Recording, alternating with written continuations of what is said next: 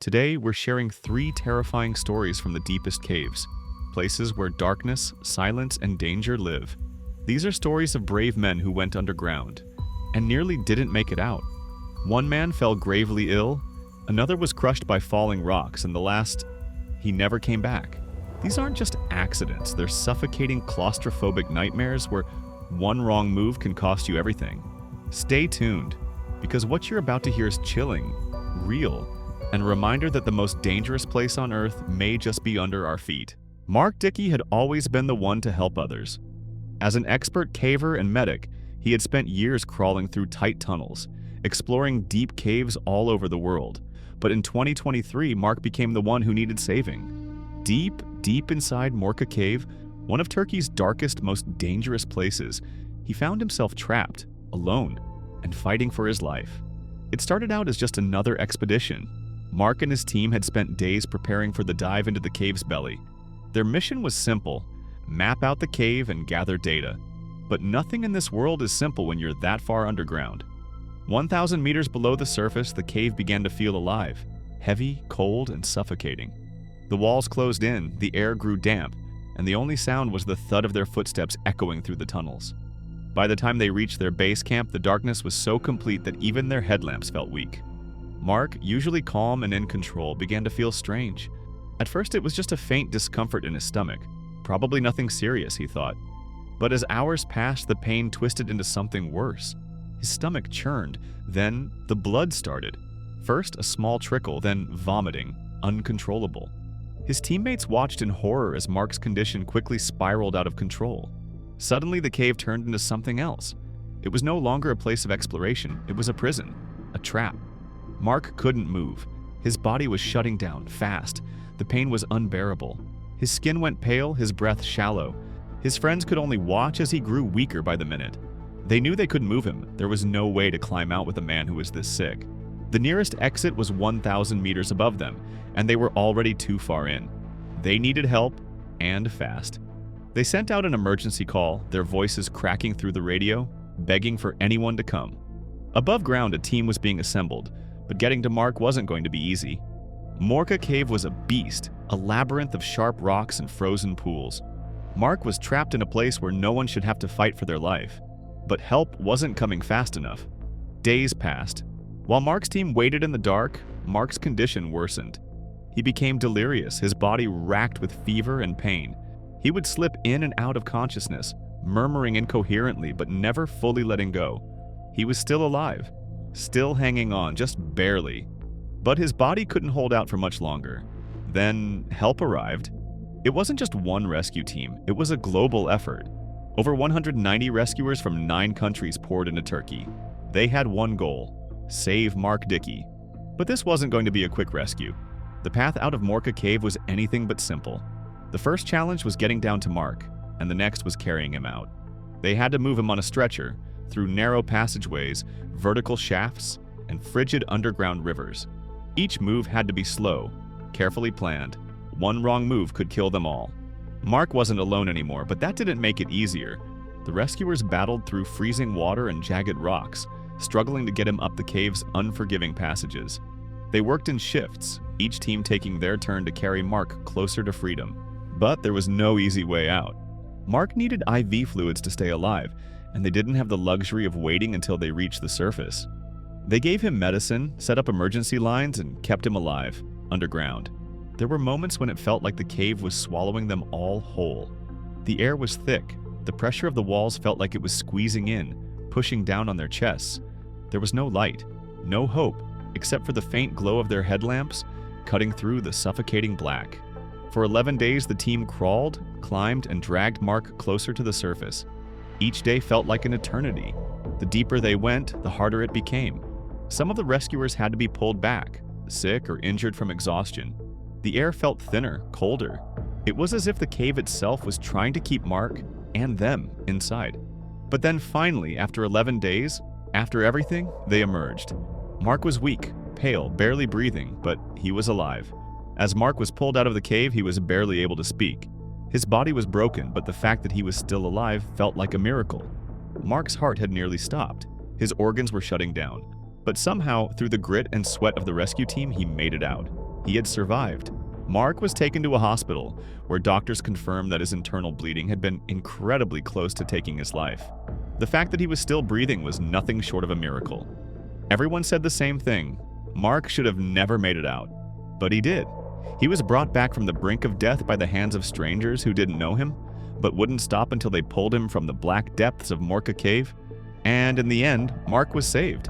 But the memories of that cave, the darkness, the pain, would never leave him. But Mark Dickey's experience is just one of many. Next, we head to a cave in Germany where a scientist's passion for exploration turned into a fight for his life. Trapped under rocks with no way out, Johann Westhauser's struggle to survive would push the limits of human endurance. You won't believe how long it took for help to reach him. On June 8, 2014, Johann Westhauser, a passionate scientist and experienced caver, set out for what he thought would be just another adventure in the heart of Germany's Riesending Cave. But even he wasn't prepared for the nightmare that awaited him deep inside the Riesending. Riesending Cave was a monster. At nearly 1,200 meters deep, it's one of the longest and most treacherous caves in the world. The air was thick and cold, the water freezing, the darkness endless. The tunnels twisted and turned in ways that made the cave feel alive, like it was breathing, shifting, waiting for something to go wrong. Johann, along with two companions, entered the cave with excitement in their hearts, ready to gather data and explore the unknown. But what they didn't know was that the cave had other plans for them. They descended deeper and deeper, their lights flickering off the damp walls, their breath visible in the cold, still air. Everything echoed, every footstep, every breath, amplified by the thick darkness that surrounded them. It was beautiful in its own way, but it was also terrifying. There was something alive in these caves, something you couldn't see but could feel pressing in from all sides. And then, in the blink of an eye, the ground gave way. A loud, deafening crash broke the silence. Johann didn't even have time to react. The rocks above him shifted. A massive slab of stone fell from the ceiling, slamming into his head. He was knocked unconscious instantly. The force of the blow was enough to crush his skull. Blood poured from the wound. He couldn't move. His body was useless. When Johann came to, he was in total darkness. The world around him felt distant, muffled. He could hear his companions, but they sounded far away, as if they were standing on the other side of a wall. His head was throbbing. His vision was blurry. But the worst part, he couldn't move. He was stuck in the deepest part of the cave, hundreds of meters underground with no way to escape. And every moment, the darkness closed in a little tighter. His friends tried to help. They pulled at him, desperate, but Johann was too badly hurt. They couldn't carry him out. Not with his head injury, not with the tunnel so narrow and steep. They had no choice but to go back up, to get help. The climb back to the surface was going to be brutal. And in the meantime, Johann lay there, alone in the dark. They had to crawl, inch by inch, up the cave. Exhausted, injured, and terrified, they took turns, pushing through the thick air, each step harder than the last. Every move was calculated, deliberate. They couldn't risk falling or getting trapped. Time was running out, but there was no other choice. Johann's life depended on them. They reached the surface and sent out a distress signal, but the rescue wouldn't be easy. The cave was a labyrinth, a maze of rock and narrow tunnels. To get Johann out, they would need more than 700 rescuers. A team of experts from all over Europe gathered to help. Some were experienced cavers, others were medics and engineers. All of them were prepared to crawl through the cave, through the most unforgiving conditions, to bring Johann back. And so the rescue began. It wasn't just a race against time, it was a battle against the cave itself. The rescuers crawled through the narrow, damp tunnels, hauling equipment and medical supplies with them. They used stretchers to move Johann, inching him along through the dark, twisting passages. Some of the tunnels were so tight that they had to remove rocks and debris just to fit the stretcher through. The air was thick, almost suffocating, and they had to stop every few hours to rest, to catch their breath, to avoid collapsing. The journey was excruciatingly slow. Every step felt like an eternity. There were moments when it seemed like the cave might swallow them whole, when the walls felt like they were closing in. The rescuers pushed on, determined to save Johann no matter the cost. For 11 days they crawled. 11 days of pain, exhaustion, and fear. And finally, on the 11th day, Johann was pulled from the depths of the cave. He was weak, unconscious, and barely alive. His body was bruised, his head injury still fresh, but he had made it. The rescuers had done what seemed impossible. They had brought him back from the edge of death. Johann was rushed to the hospital where doctors confirmed the severity of his injuries. He had a severe brain injury, but somehow, against all odds, he survived. He would never be the same, though. The pain, the silence, the cold, those memories would haunt him forever, and the knowledge that at any moment the cave could have taken him. While Johann's story shows us how close to death one can come in the darkness, this is not the last time caves have claimed lives in terrifying ways. Our next story takes us to the depths of a diver's worst nightmare, where the pressure of the deep and the silence of the abyss turned into a fatal trap. Believe me, it's as chilling as it gets. On January 8, 2005, Dave Shaw, a world-renowned diver, embarked on what would be his final mission. A calm, brave, and experienced diver, Dave had tackled some of the world's most dangerous underwater caves. But none would challenge him like Bushman's Hole, a pitch-black abyss in the South African desert. Bushman's Hole wasn't just any cave, it was a beast. Known for its depth and treacherous underwater passages, it had claimed lives before. In fact, years earlier, a young diver named Dion Dreyer had tragically lost his life in the same depths. Dion, full of promise and ambition, had drowned in the cave's relentless grip. His body remained entangled in the dark water far below the surface, waiting to be recovered. The dive into Bushman's Hole was treacherous even for someone like Dave Shaw. The cave was nearly 270 meters deep, and the water was so dark it swallowed every hint of light. No sound, no light, just the bubbles from your own breathing, rising and disappearing into the nothingness. Despite the danger, Dave was determined to do what he felt was right: bring Dion's body home. He wasn't doing it for fame. He wasn't doing it for glory. He was doing it for the family of a young man who had never returned. Dave suited up and prepared for the dive of his life. He knew it wasn't going to be easy. There was no guarantee he would make it back. But Dave had something many didn't: experience. He had faced the darkness of underwater caves for years and knew exactly how to handle the pressure, the cold, and the vast silence. As Dave sank deeper into the water, the darkness closed in around him. The deeper he went, the more isolated he felt. He couldn't see the cave walls or the surface above. It was just him, the water, and the weight of the cave pressing in. The deeper he went, the darker it became. The world above him felt like a distant memory, far removed from the place he was heading. Finally, after what seemed like an eternity, Dave reached the spot where Dion's body was found. The young diver's body was tied with wires, the remains of an accident that had gone terribly wrong. The body had been stuck there, trapped by the cave's deadly grip, waiting for someone to bring it to the surface. Dave, ever calm, focused on what he had to do. His first task was to free Dion. He reached out to untangle the wires that held the body in place. The pressure of the water around him was immense, but he had the skill and patience to handle it.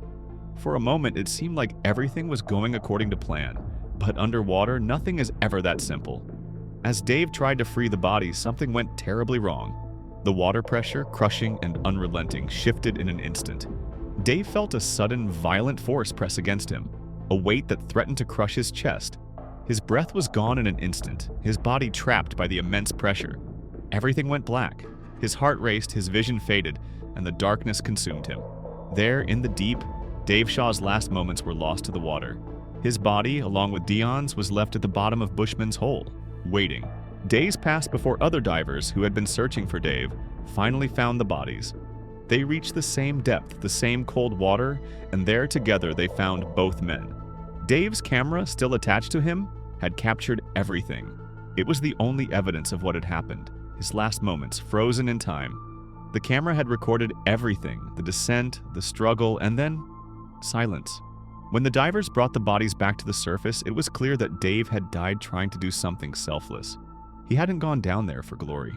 He hadn't gone down there to prove anything. He had gone down there for one reason: to help someone, to bring home a body that had been left behind, forgotten in the dark. Dave Shaw died in the cave that had claimed so many others. But his story didn't end there. He was remembered not just for his bravery, but for his kindness and selflessness. Divers from all over the world looked up to him, not just for his skill, but for the way he lived his life. He was a man who gave everything for others, and in the end, that's how he was remembered. Even though the cave had swallowed him whole, Dave Shaw's legacy lives on. The man who died trying to bring someone home. Brave, calm, and kind, until the very end. Caving may seem like a fun adventure, but as these stories prove, it's a dangerous gamble that can turn deadly in the blink of an eye. From being buried under tons of rock to struggling for breath in a flooded tunnel, the dark and silent world beneath us can claim lives in the most horrifying ways. The gripping accounts of Mark Dickey, Johann Westhauser, and Dave Shaw highlight just how fragile life is when you're thousands of feet underground, and how one wrong move can end everything. If these tales of survival and tragedy caught you off guard, make sure to subscribe and turn on notifications for more chilling real-life caving disasters and heroic rescues. We want to know what you thought. Did any of these stories leave you speechless? Or perhaps you've had a scary experience underground? Share your thoughts in the comments below.